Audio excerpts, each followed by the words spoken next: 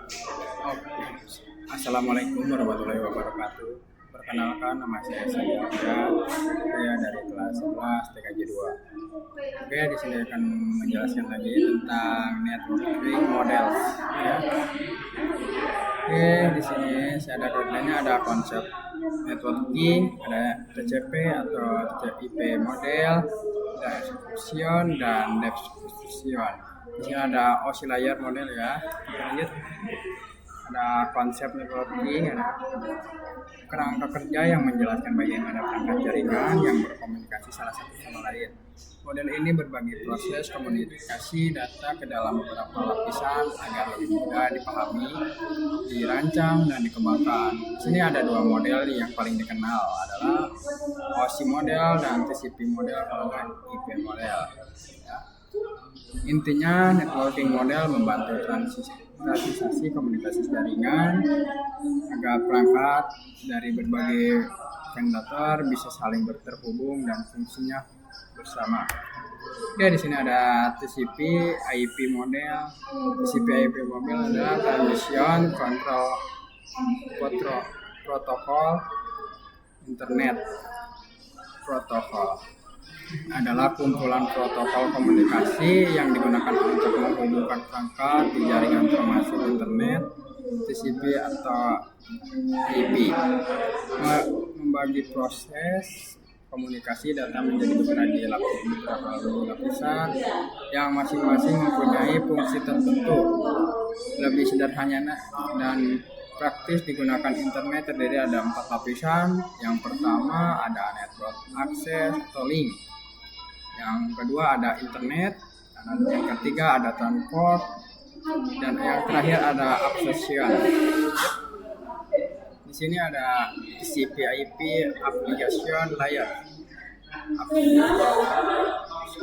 Application layer dalam TCP atau IP adalah lapisan paling atas yang berfungsi sebagai penghubung antara aplikasi dengan jaringan. Aplikasi ini mengatur bagaimana aplikasi bisa mengakses jaringan dan berbagi pesan dikirim atau diterima secara berkala. Contoh protokol atau layanan yang bekerja di application layer.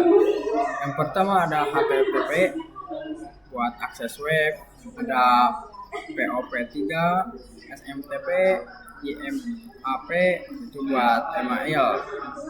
Dan ini ada SSH buat mengakses jarak jauh ke server. Di sini ada FTP untuk membuat transfer file. Misalnya saat kita buka situs web, ada HTTP digunakan untuk mengirim request ke server, lalu server akan mengirimkan data balik ke browser kamu. Oke, lanjut. Di sini ada TCP/IP transport layer. Transport layer berfungsi untuk menyajikan dan menyajikan sebagai aplikasi layar transfer data. Transfer layer terdapat dua protokol yang sering digunakan, yaitu TCP dan UDP. Perbandingan TCP dan UDP adalah yang pertama adalah TCP yang digunakan untuk IP karena support remote checking, dan UDP digunakan untuk video streaming, gamers, dan aplikasi yang lain untuk membutuhkan kecepatan data.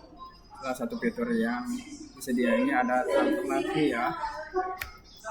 Oke, di sini ada TCP atau IP network layer. Network layer hanya terdapat salah satu contoh, IP.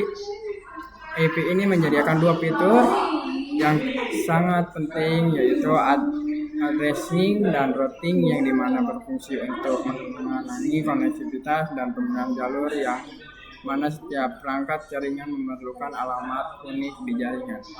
Yang pertama ada addressing. Addressing merupakan IP address yang memberikan identifikasi unik pada setiap perangkat di jaringan komputer.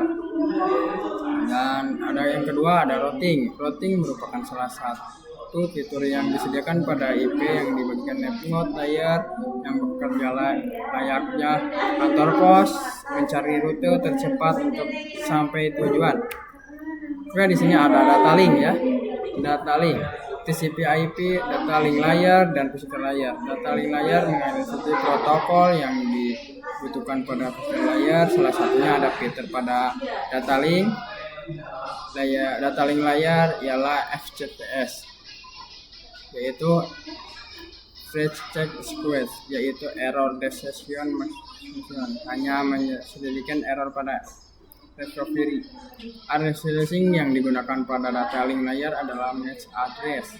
Fisiknya mendefinisikan kepada suatu jaringan komputer mendefinisi secara fisik apa yang digunakan untuk menghubungkan antara drift. Di sini ada encapsulation dan encapsulation. Kalau encapsulation merupakan proses membungkusnya data dengan header pada data setiap layernya. Adapun encapsulation itu sebaliknya. Di sini ada nama of TCP atau IP messenger dan appreciator layer data, template layer data, top head document, dan network layer data, top head tambah IP packet. Di sini ada Starlink layer data, top header dan Ethernet. Di sini ada OSI layer model ya. OSI layer model yaitu Open System International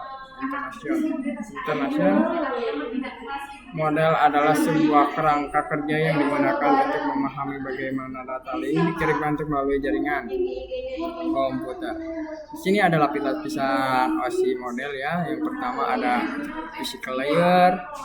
Ya, kegunaannya untuk bertanggung jawab untuk mengirimkan sinyal listrik untuk cahaya melalui jaringan fisik. Data link layer. Di sini ada lapisan tautan data lah ya yang bertanggung jawab untuk mengatur akses jaringan ke fisik dan mengirim fragment data.